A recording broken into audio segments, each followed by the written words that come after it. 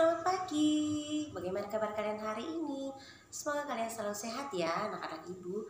Hari ini kita mempelajari tema 5 pada subtema 3 di pembelajaran 1, 2, dan 3 pada mata pelajaran IPA B. Kita masuk materi pembelajaran dan mempelajari bersama-sama.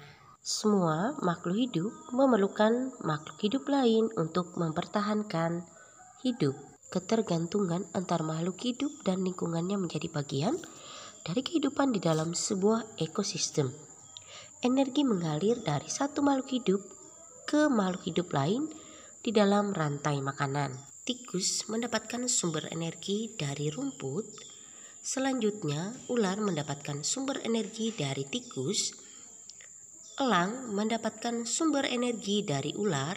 Selanjutnya, beberapa waktu kemudian, burung elang tersebut akan mati dan menjadi humus atau pengurai. Kemudian, pengurai pupuk humus tersebut sangat dibutuhkan oleh tumbuhan.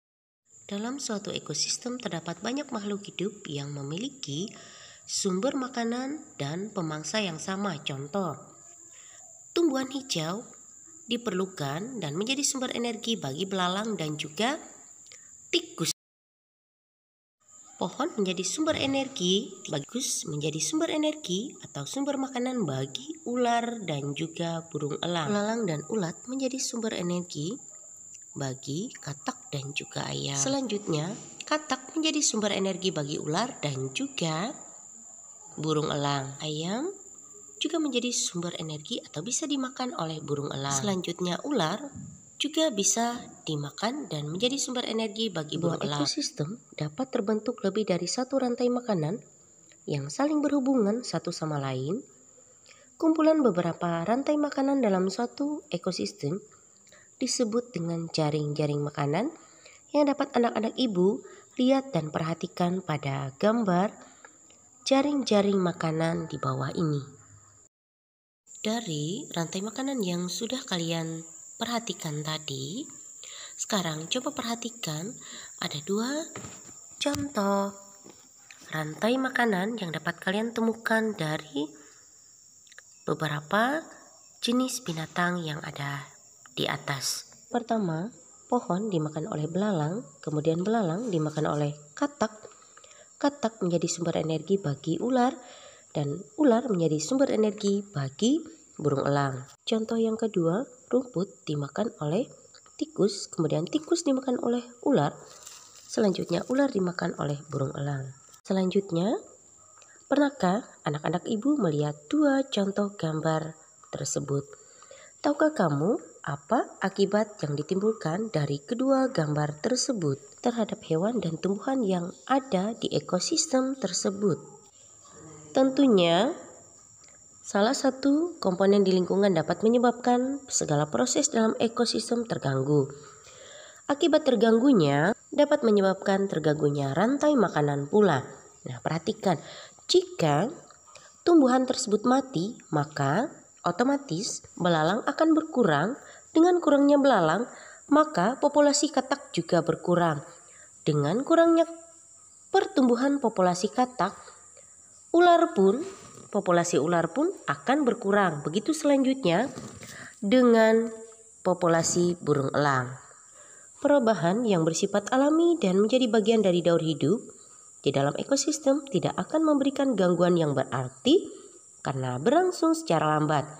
Perubahan tiba-tiba bahkan yang memberikan dampak kerusakan cukup besar akan mengganggu jaring-jaring makanan. Selesainya mempelajari daur hidup hewan, sekarang Edo dan Udin ingin menemukan beberapa kosakata baru dalam teks bacaan. Setelah membaca teks bacaan, ancaman terbesar bagi ekosistem laut menemukan kosakata baru dalam teks tersebut. Di antaranya ekosistem, eksploitasi lingkungan, dan konservasi. Arti dari tiap kosakata tersebut dapat kalian temukan pada Kamus Besar Bahasa Indonesia ataupun kamus online dengan masing-masing arti dapat anak-anak ibu lihat. Untuk menemukan informasi penting dari teks non-fiksi, kita bisa menggali menggunakan pertanyaan. Menggunakan kata tanya apa, siapa, bagaimana, mengapa, kapan, dan di mana. Tahukah kamu bagaimana membuat kesimpulan dari teks? Tentukan ide pokok dari tiap paragraf, temukan informasi penting dalam teks, dan susun informasi penting tersebut menjadi satu paragraf. Dari teks upaya menjaga keseimbangan lingkungan, kita menemukan ide pokok paragraf 1, keharusan menjaga keseimbangan lingkungan. Kemudian informasi pentingnya, lingkungan memiliki ekosistem yang berpengaruh terhadap makhluk hidup. Paragraf 2, ide pokok, tujuan menjaga keseimbangan lingkungan. Informasi pentingnya, menjaga lingkungan dilakukan agar kekayaan alam tetap lestari dan dapat dinikmati generasi mendatang.